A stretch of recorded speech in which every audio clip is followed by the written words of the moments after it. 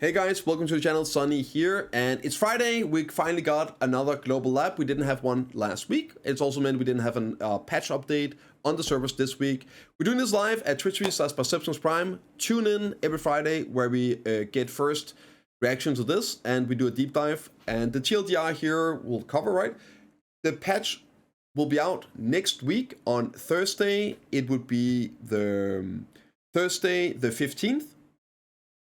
And there are some changes in here, but nothing crazy. There's some good stuff, some mess stuff. I wouldn't expect anything giga until Heidel Ball.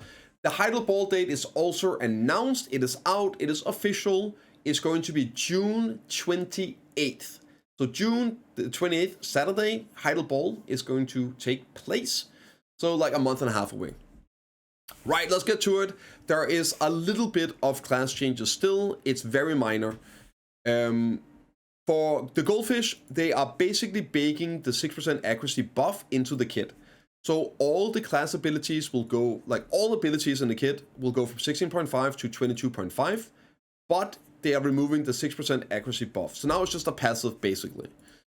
For Striker, this year is very interesting. For Awakening Striker, they are changing the WRMB, the monkey jump here. The distance travel during the first jump increased a bit, increased the fall speed when in the air, and then this line here, interesting. When using the skill on high terrain and the character rotates in the air, the character will now rotate smoothly according to the direction of the camera rotation. Hopefully, this means that this is one of the changes in terms of removing mouse movement in the future for the PvP balancing that they talked about.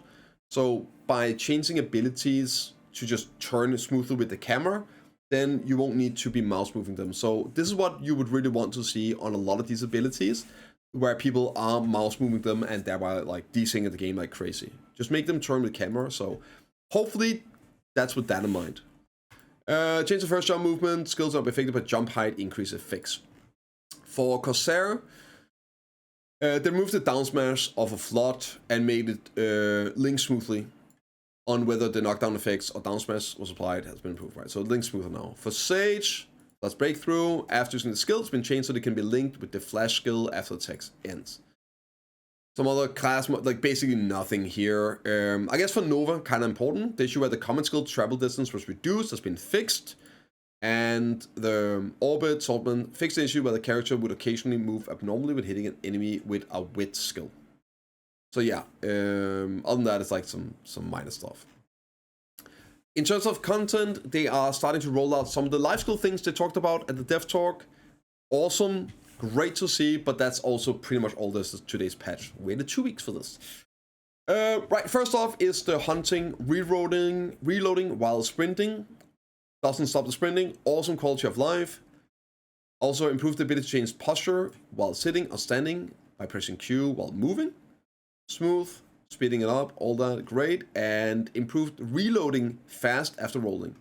So regular reload here and then rolling and then reloading. Now, if these two actually line up at the start, right, they're almost the same. That's a bit because they're out of sync. But really good. And also fixing the issue where the direction of reload was awkward sitting and aiming. But training improves the presentation of the minigame. So now you can see your horse is in love with you whenever you tame it.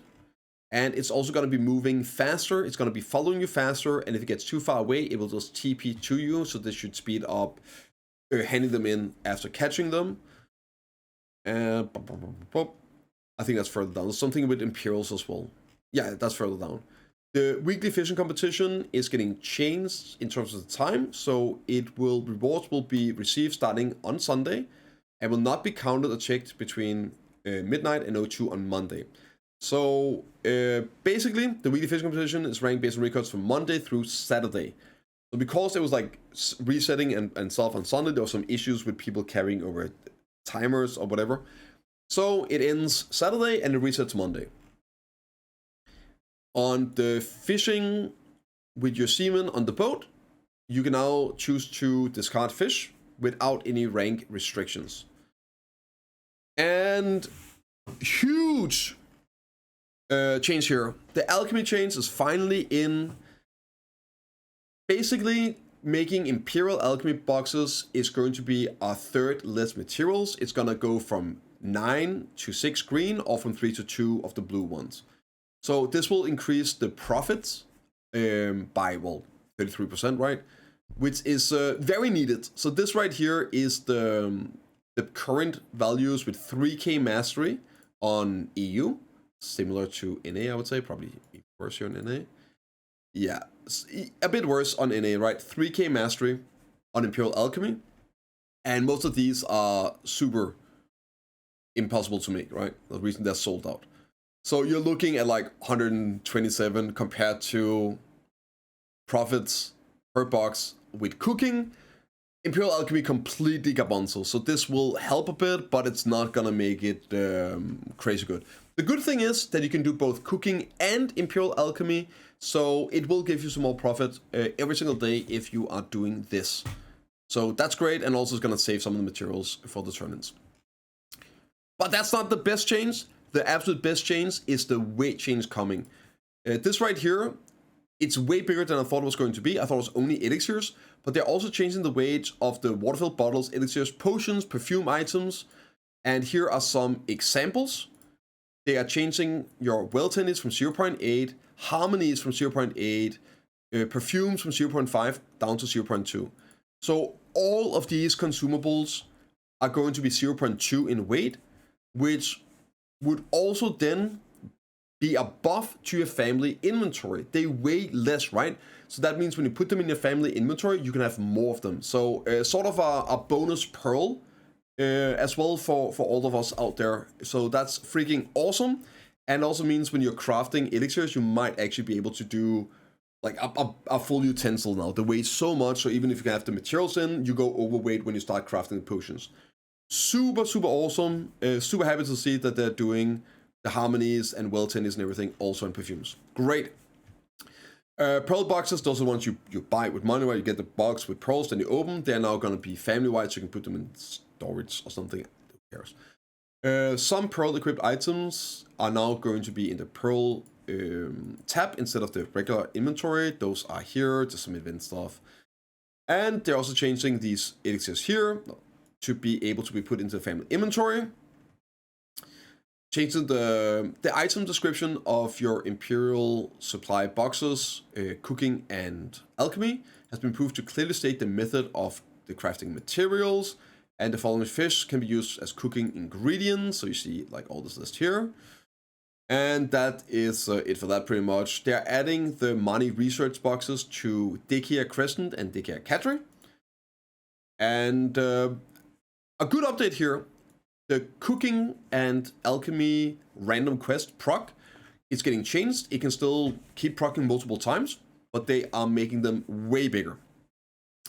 So there's going to be some different tiers on them. The cooking one, the big one, asks you to produce 5,000 beers, 5,000 grilled birds, and 5,000 pickled vegetables.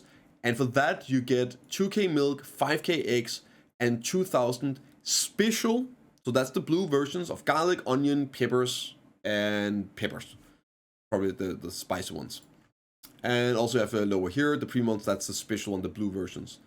Super good. And for alchemy, the highest tier asks you to do 500 clear liquid, 500 pure powder, and 500 clown blood. You get 500 traces, and then 2,000 of all these additional procs. Especially monk brand is a godsend. It's a huge bottleneck for whatever reason in alchemy nowadays. And you have the lower versions, which is 250 traces, and then 500 choice reward of saps. And here you get all of them. Obtain all the rewards. Same up here with this one. Obtain all the rewards.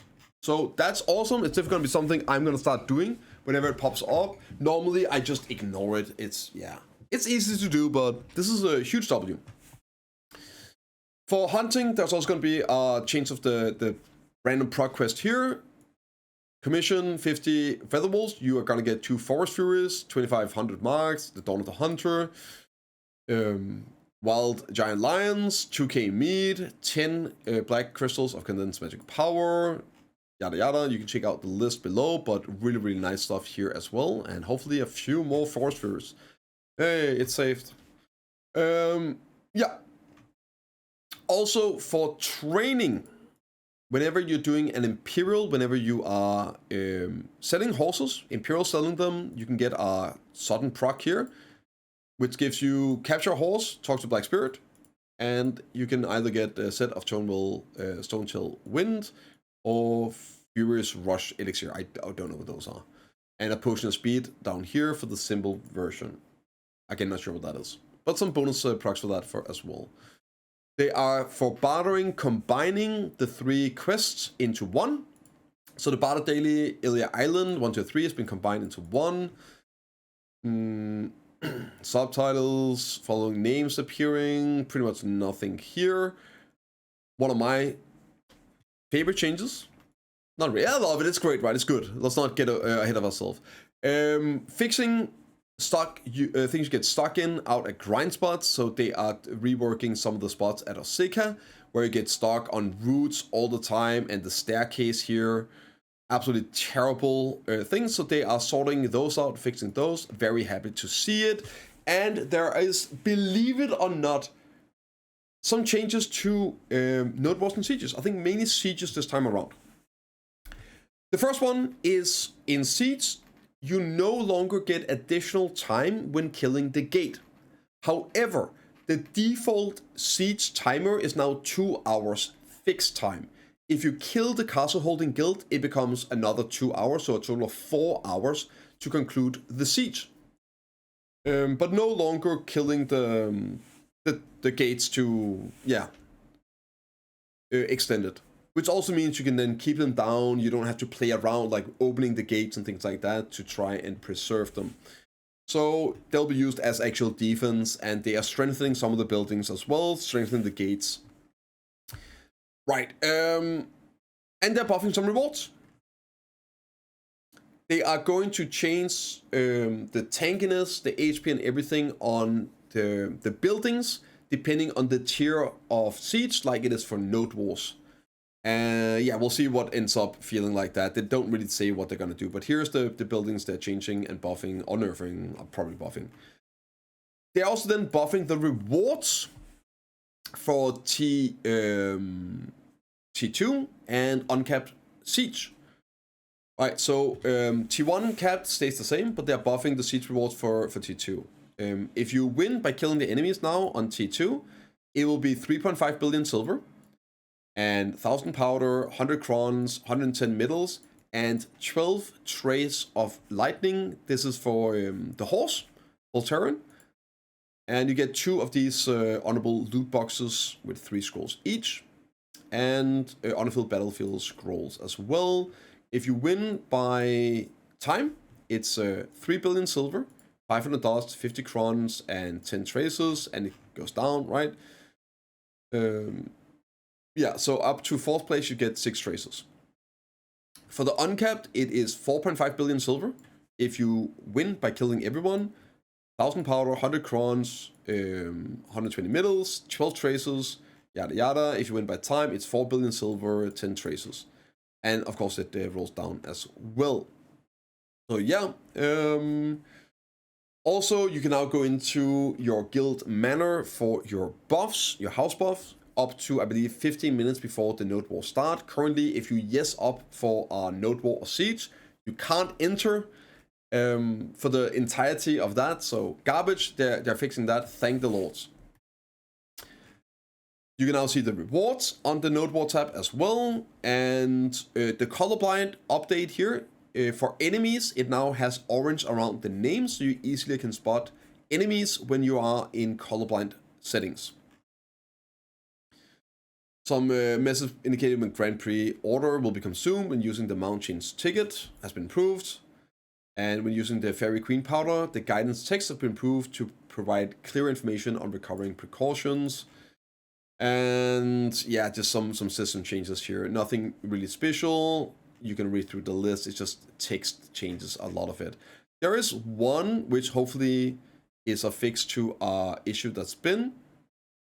After the Guild League matches are completed, when entering the battlefield, it's been changed so that the entry is not possible for any group other than the group that initially entered until all the Guild Garden 1, 2, and 3 matches in the same time zone has ended.